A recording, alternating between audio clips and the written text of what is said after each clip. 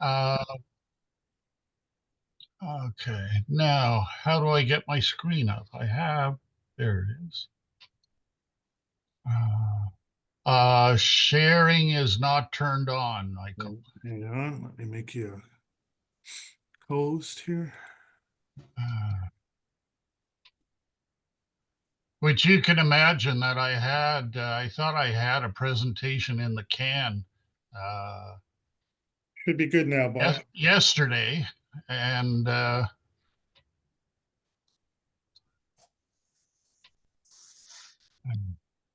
you see that? Yep. Yep. As I was saying, I thought I had it done, so I kind of reshuffled the deck rather quickly this morning to bring pieces up. But one of the points I wanted to make, and I try to through the report, is that I'm just trying to create a context for other people to think. You all know your products and you know your uh, customers, and it's really the the reader to kind of look at it and whoops. Okay. One thing I have to do. I'm sorry, I've got this isn't coming up. 1 minute.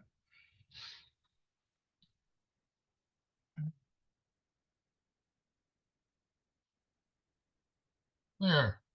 Now I can see my notes on the other screen. I just had the screen. So I doubt anybody's missed it, but so announced yesterday 25% tariffs on all finished vehicles. Taxes on parts are set to start in May or later. And we're just talking a little earlier on Tesla. Tesla assembles in the US, but from parts that are imported. And even they've come out and said it will affect their cost. In fact, they said dramatically. So we have the 10% tariff on steel and aluminum. Trump yesterday mentioned things on lumber, pharmaceuticals, semiconductors down the road. And we were talking again earlier. I was almost halfway through my presentation, uh, but I was somewhat surprised. Canadian news outlet uh, kind of makes it looks like Canada is all alone.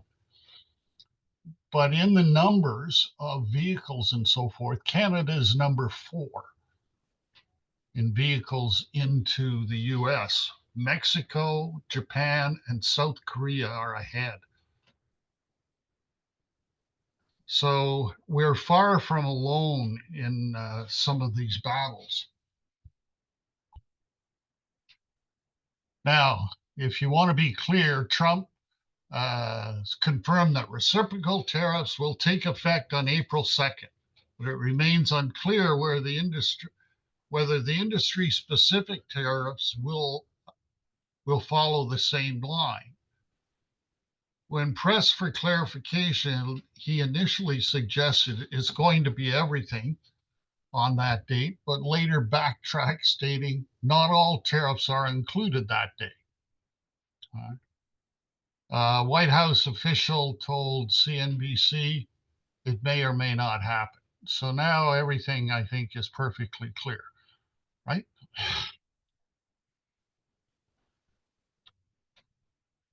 Now, I guess going on there, we are not alone, and depending on when you came on, Michael and I were talking a bit about that Trump was saying Canada and Europe better beware if they try to gang up on us. But I like being an ex-banker. I like the numbers to the left where it shows Japan is holding over $1 trillion of US debt. Uh, um, this is kind of, do you really want to piss off your banker? China, UK, Luxembourg, Canada down there at 6 is sitting on $379 billion of US government debt. Along Cayman, of course, it's no name. But you have the Japanese Prime Minister yesterday said on Thursday, oh, this morning, all options are on the table. I read an item in finance where they said if Japan started cutting back on the US debt, they could increase their interest rate by 1 to 1.5%, which is a huge number when you look at the US debt being $36 billion. France came out, only solution would be the EU to raise taxes on US products. It must be clear that we will not give in to the US. We need to show strength. And this is from Germany. Similar things from the EU, who control tariffs on all products coming into the EU. And well, and this I thought was interesting. Officials from South Korea and Japan are set to meet with their Chinese counterpart in Seoul this weekend to discuss economic cooperation as they seek ways to respond to increasing trade pressures from the US. Now, South Korea, a day before the latest tariffs, Hyundai announced it would invest $21 billion in the US and build a new steel plant in Louisiana.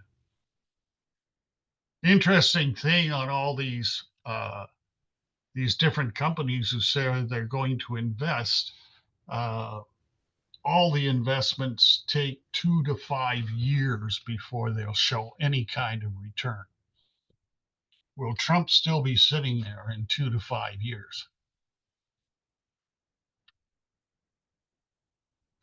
One thing I want to go over is these kind of changes finally change everything. And what I'm saying here is that adopting a wider perspective could prove to be highly beneficial. Analyzing the economic summary and statistics, which I'm trying to put in the report. And the other thing is if you have information you want in these reports, or if you're even looking at saying, I'd like to know this, contact me and I can look at it. I go through a lot of data. But if you look at the reports, there are different summaries until we get down to the detail, 12-month information and so forth. Some of it you can just flip through and look at the numbers year over year in general merchandise. Remember, this was December 3.2. It was up 12.6 month to month, which is probably you can look at it and say, yeah, that's the effect of Christmas. E-commerce up 15.5%, 3.5% in the last month over month. It's going up. But you have other items which are volatile and so forth. Coffee and tea up 36%, but it was up 18% month over month. So is it volatility or is it just a recent increase? You run into lumber, prefabricated businesses. The numbers are kind of distorted. But that's where the detailed tables that are at the end of the report come in, where you can track and see exactly what the numbers are in each month. Is this a trend? Is it just something that popped up? Or is this just a little more volatile than we were used to? And there's two pieces of information in the report. One of them is actual, like values for wholesale trade. and one of them is diesel. And you can see in here year over year quite significant increases. But when you go to the second part of the data where there are price indexes, you don't see the same thing. And the price of diesel is in here because that's an all-in cost. So there's negotiations to sit there. No cost stays is in parallel with others and so forth. It eventually comes down to supply and demand. Okay, let's get down to some of the more key. Last month, uh, our trade surplus with the U.S. expanded from 12.3 to 14.4. I think this was an interesting comment by Stats Canada. Is that last time around, after tariffs came into force, steel and aluminum exports went up from 20% above pre-tariff levels to 40% below. Altoda estimate the exports of these products fell about 16% over the 13 months of the tariff. So it's interesting. And one of the things too is I'm sure over the next couple of months, there's going to be a lot of numbers come out and so forth that are going to hit newspapers and television. Most of them aren't going to be real. It's going to be very erratic. When we come back and look at, let's say, March, um, probably our trade surplus would go up either higher because people are building inventory in anticipation of the tariffs. So I thought this was an interesting comment to look at it. CPI, they went up, rose 2.6 year over year. And they're looking at it was due to price for food purchased from restaurants, which declined. So it's look at 2.6, 1.9 to 2.6 when they lost the GST holiday. But over the next few weeks, I'm going to take a closer look at it because GST is 13%. What actually went down or who got the tax holiday? All right. If you were in the webinar or the last month's report, I talked about new trade partners, European Union, Trans-Pacific.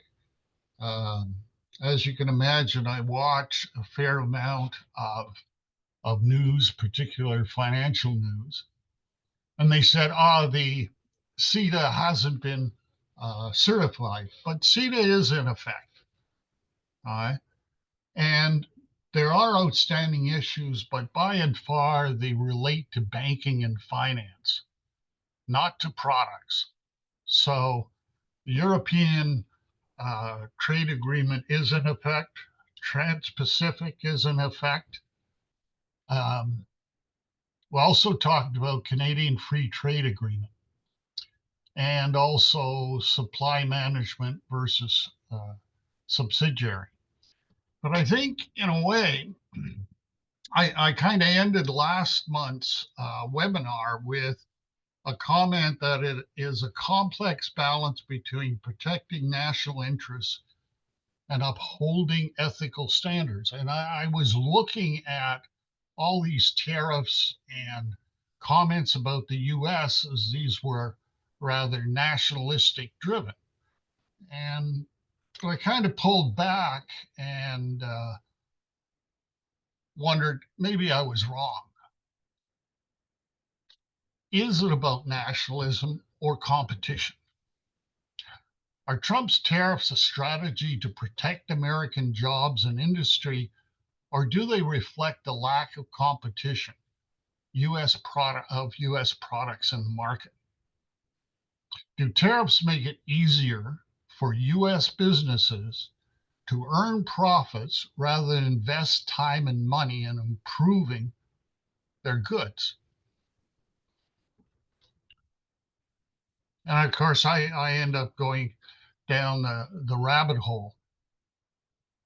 And what was interesting is, and I have seen it, that comparative and competitive advantage has been used interchangeably, certainly over the last few months. And so I thought I'd remind myself of where they all came from. So actually, you go back 200 years to comparative advantage, which means cost, which means competing on cost. And just comparative advantage refers to the products that a country can produce more cheaply or easily than other countries. And this was advanced in a book by David Ricardo in 1817, if you can imagine, where he spoke about comparative advantage, free trade, and rent. Of course, when a country's comparative advantage is cheap labor, the country will remain poor. And hopefully we've moved a bit on that over the last 200 years. The disadvantage to over specialization makes one country dependent on another country or global markets.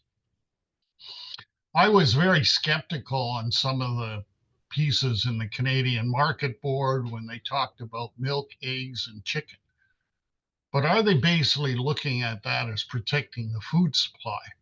And I think we have to scratch our head a little and say, hang on, you know, yeah, we're providing farmers and food producers with uh, a rather stable price, but we're also protecting the country. If the U.S. was our main food supplier, we could have bigger problems right now. But when you use the phrase competitive advantage, you're talking about value. Competitive advantage is about offering a product or service that is perceived as superior or more desirable. So when we're talking about cars, what we're looking at is kind of comparing Porsche, Mercedes, Mazda, BMW versus Ford. Okay?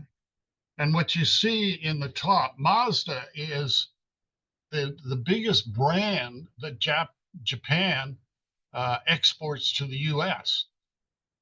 They have factories for Honda and that, but Mazda is the biggest brand that goes in there. Of course, Mercedes from Germany, BMW as well. So are we talking cost, value, or are we just trying to or American companies just trying to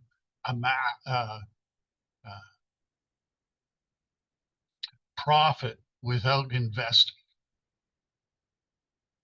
which is what rent seeking is. And what it is the pursuit of monetary gain through manipulating the political or economic system rather than by creating wealth or value. It involves using resources to gain an advantage, often at the expense of society, rather than engaging in productive activity. I was always trying to look at it and say, okay, you can look at it in tariffs and so forth. And we've been in this pursuit with China saying it's because of your labor costs and so forth. But is it that? And always wondered, why haven't Ford, GM come out and said, no, we want to keep what we got now? Or are they the ones actually pushing? Somebody is behind this, and the steel makers. And I found an interesting piece in the Wall Street Journal and it said, feeling crushed by Trump's 25% tariff, you can apply to the Commerce Department for an exemption, but don't get your hopes up. American steel suppliers can object to your request, effectively forcing you to buy from them or pay the penalty. So far, every exemption they've opposed has been shot down. What power is there for a company to go in and just oppose somebody importing from another country? And I looked at it. I was hoping John, who was there, but you look at value. The funny thing I found is I actually recently bought a new chef's knife, and I bought that one actually. John's is in there. It costs a little over $250, but you can get a chef's knife for less than $10. The question, which product has a tariff? It's the $10 chef's knife has a tariff on it because it's made in China. And I put this piece in is more to look at it and say, you're selling value. Okay. They're selling a lot of chef knives for $200 because it's just better. So somewhere the price and the quality and value has got to be sold in there. And you have all of and that's where I look at as on a competitive advantage, it's more than just the product today. It's made in Canada, product of Canada. Let's go to made in Europe or Thailand. Loblaws has started putting labels on not only made in Canada and the maple leaf, but saying this product has a tariff on it, which means it's made in the States. Heinz Ketchup has come out and it says Heinz Ketchup is made in Canada by Canadians using Canadian tomatoes. Yeah. And you see the same thing. And one thing I was happy is that also their peanut butter is made in Montreal. But energy and all the rest of the political side is coming into play. Okay. And it's coming very strongly, as we've seen with this made in Canada. And you can, I think in some ways, all of the environment issues, people were working at it and understood it. But a lot of those issues are going to come out. The US, where they're dropping a lot of their environmental regulations, will not be able to deal with Europe because they are going to add a fee, a carbon fee on products coming into Europe starting this year.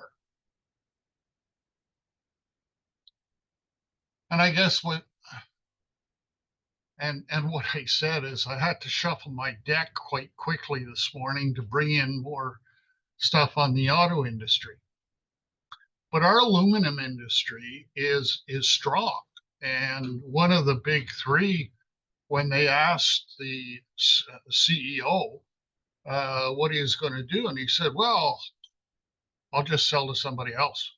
Like he didn't seem overly concerned at all. I got a good product, I got a good price, and it's environmental friendly. As you can see, 96.7 is produced by hydroelectricity. He didn't seem to have a lot of worry. But when you look at the US, and we were talking before, is getting into a lot of the infrastructure.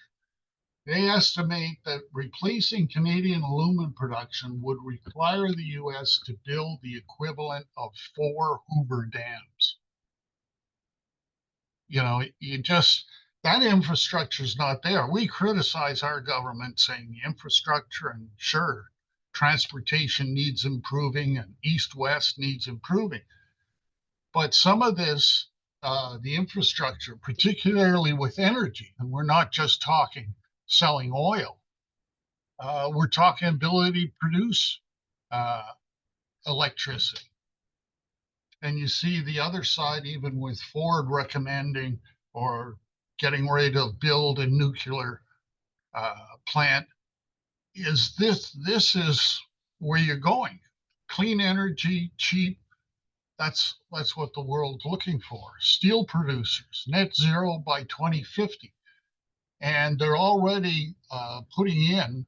Um, Actually, one of the big ones out in the Lakehead said, "Hey, we got all the parts. We're just putting it together," which is the arc furnaces, which are uh, steel smelters uh, on electricity.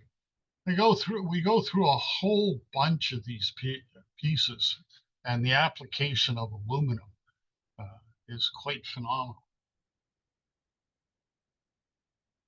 I like the name though. They have aluminum, also known as solid energy, solid electricity. So anyway, what I've seen, and you may have seen a whole list. I asked after I put together some of these things about marketing in Canada and marketing Canada abroad, came out a long list. And I actually asked an AI app of saying, list down the uh, differences between Canada and the US. And it gave me about 15 and said, there are many more. How many do you want? But all of these pieces, these become marketing values. The country's values become a marketing value for products, and people are listening.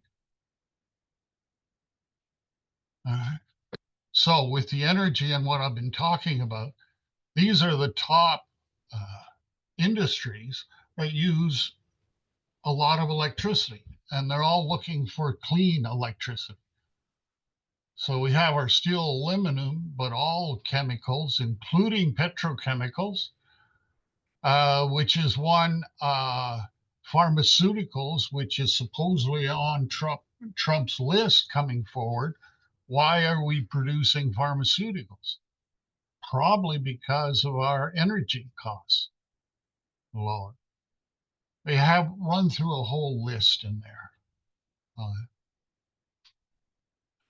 So what I've tried to do, and I had pieces, and I pulled a few pieces out this morning as I added in some other uh, pieces on the auto, is really creating a context in which other people can think. So, what I want to bring forward, and if you have subjects or uh, stats or financials that you want to look at, is when the idea comes is, and if you need any assistance, is give me a call.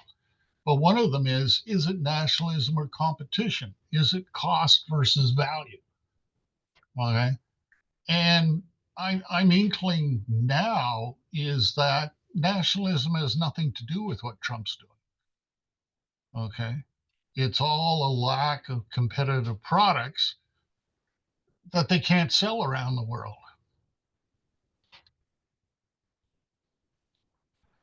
So anyway, I pulled in and put a few up, a few different ideas in. I hope it wasn't too disjointed. If you want a copy of the report or that, just contact us through a number of ways. Michael will put it on in the resource libraries, I think, and we can go from there. But I have to say, I was kind of perplexed until I hit on the competitive advantage. All right. And then what Trump's doing and the people he's dealing with starts to make sense. All right.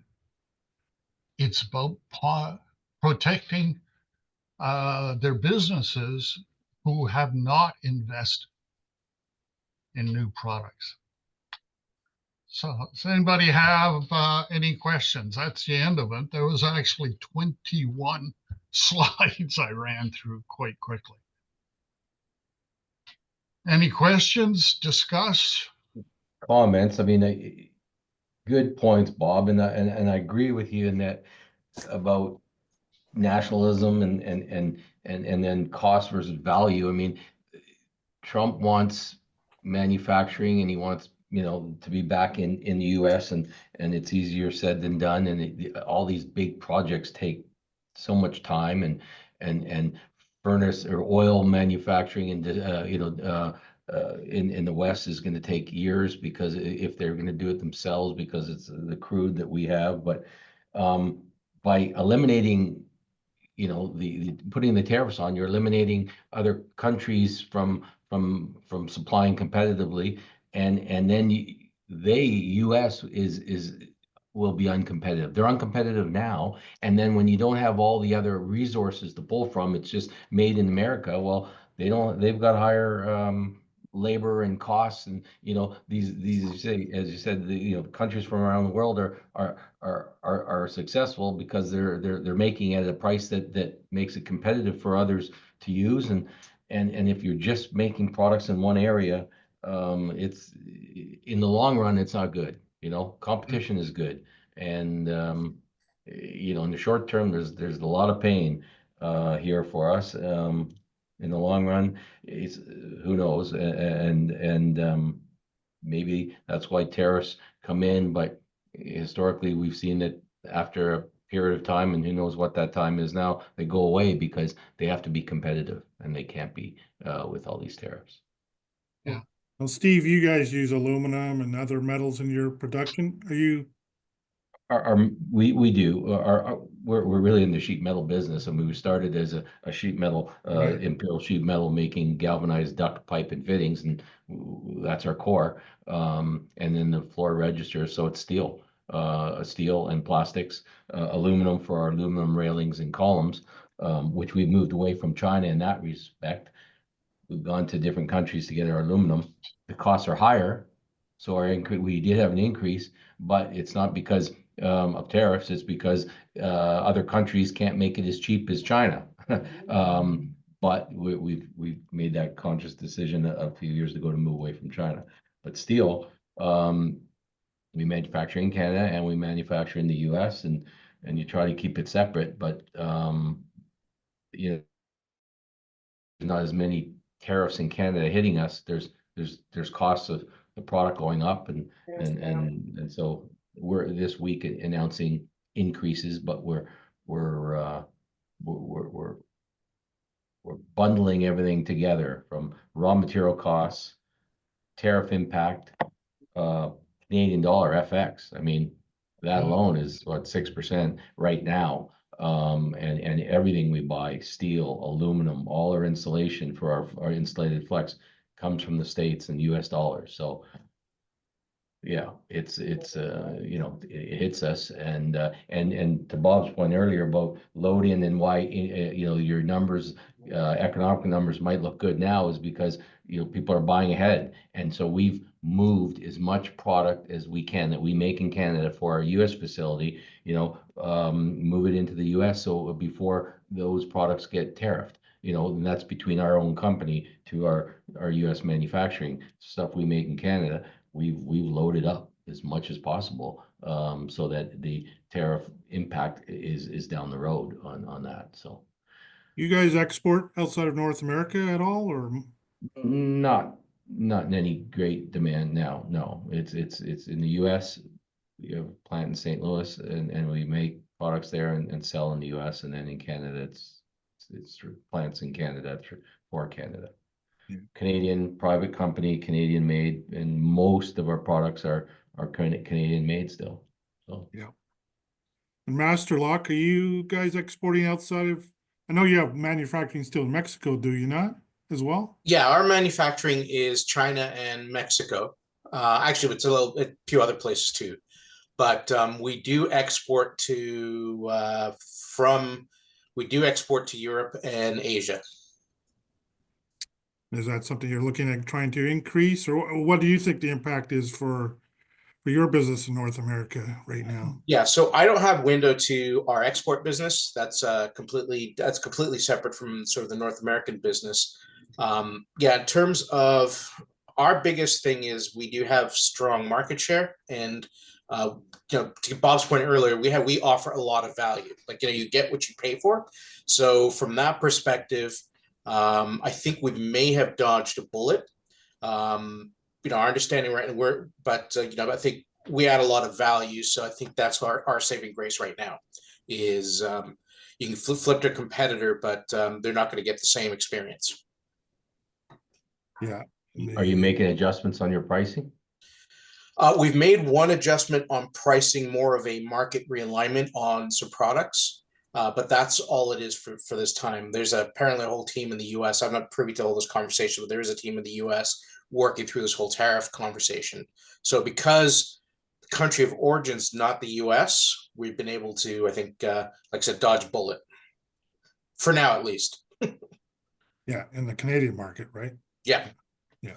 US is a completely different story. They're getting hit with that whole tariff conversation, and it's, I would not want to be working with the US team right now.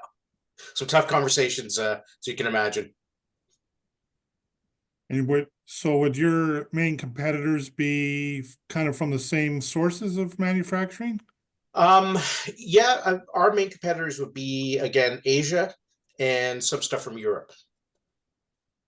Yeah. You're basically the strongest brand in North America? Yeah, we're the strongest brand in North America and very strong in Canada. The only place that we're really not in is Dollarama, but everywhere else, you see our product in a variety of planograms. For sure. Yeah, so I think one thing we've talked about with the association is trying to maybe, if companies want to start exporting to other countries and building their business their sales out of North America, is we find those government resources and other resources to help companies want to export to other countries. So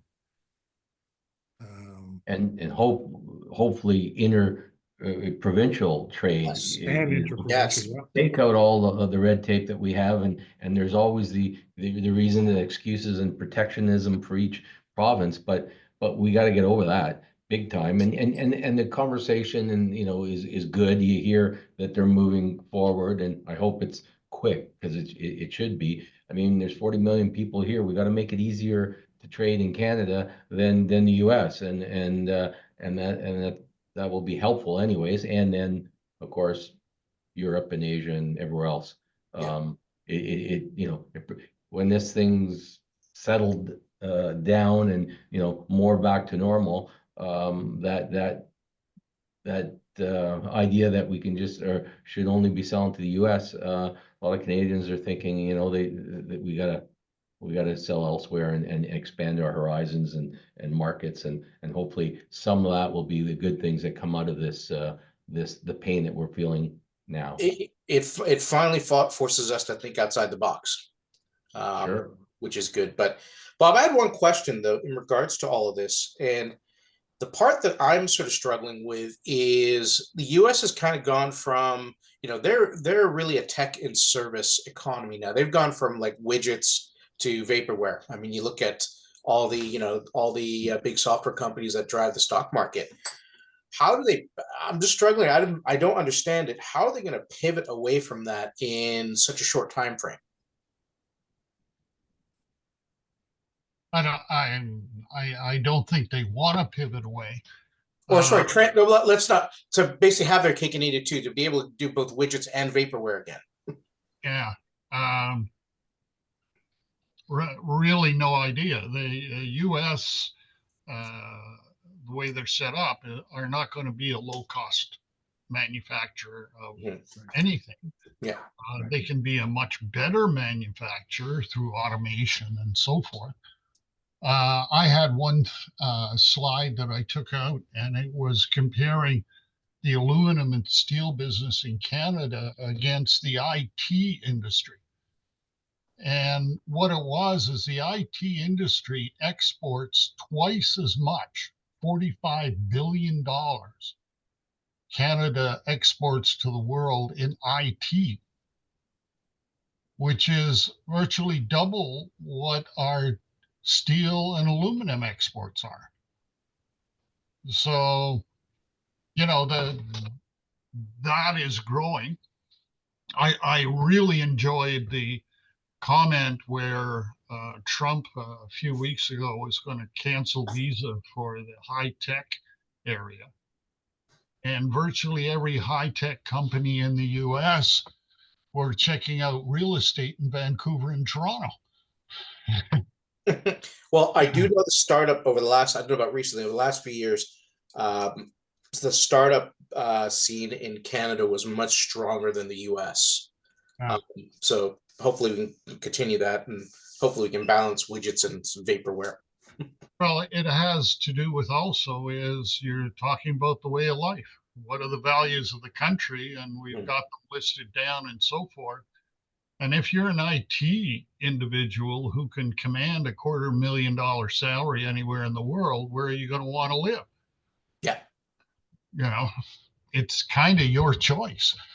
I have a neighbor who's like that. He's Chinese with a degree from England and so forth. And he chose to move to Canada and apply for Canadian citizenship. He has a doctorate or engineering and is into really high tech. And he goes, "This is where I want to bring up my kids." Interesting. No, I think the next 90 days is going to be fascinating. Yeah.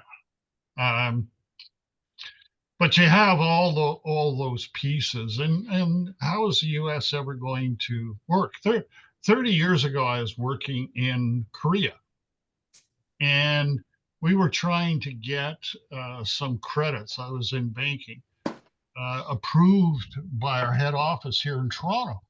And eventually, I had to fly the credit guys over, and that's why I always look at track, to come in and look at Hyundai's plant, which was all robotics. And everybody was walking around in smocks and so forth. I don't think you would see a welder in the whole building. And I said, okay, compare that to Canada. We're not building cars over here in mud huts. Let's get serious. But up till then, if you're sitting, and that's where I'm looking at Canadians getting more involved in travel, is, hey, if you haven't looked around the world at the opportunities out there, there are a lot of them. You got to travel. So I guess on there is I every time I look deeper, I see more opportunities for Canada, but they have to think. The products have to change a bit too. They may have to look a little different, may be sold a little different. But there are quality items in there that we just have to make some changes. What's the U.S. going to do? How many people? What did my daughter sent me a thing where it was one of these, not sure if it's TikTok or whatever, but it was about the difference between Canada and the US. And there were something like 600 Americans said, how do we become Canadian? These things are becoming a huge value. You're not making products in mud huts, and you don't want to. So Maybe we anyway. might have to bring back the BlackBerry. He's still trying to buy an NHL team, isn't he? Yeah. Well, thanks, Bob. I travel a lot in the US for business, and I've been there 3 times this year so far. Going back a few more times in the next little while. And my wife's going, well, what's everyone talking about? And then she's all anxious about it. And I go, you know, when we're on business there, you're just doing business, right? Still, and politics don't come in as much, but the average American doesn't even think about Canada, especially when you get south, and it's the only ones right on the border that really have a clue.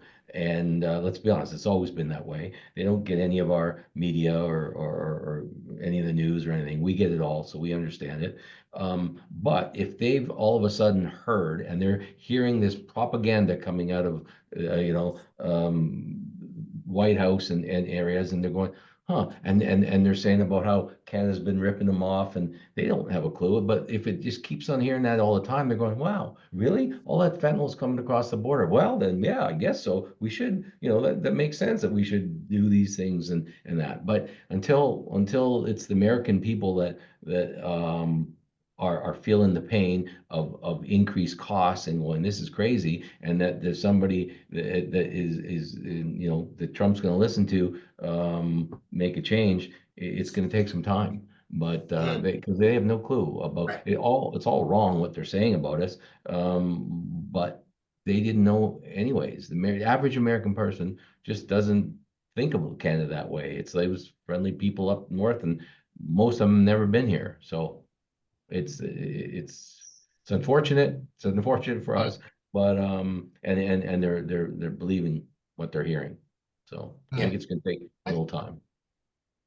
Yeah, I tell the story often. I also lived for about 5.5 years in Singapore, and there was a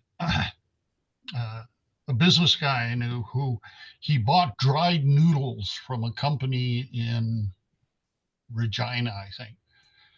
And what he did is he bought them, he slapped a label on them in the local language and tripled the price. And that's exactly all he did. It came in packaged like it was being sold in Canada. He slapped on a local label and sold it for 3 times the price. And I went and saw the company that was exporting to him when I came back to Canada on a trip. And I said, how are you doing? He says, I'm doing great, making great money.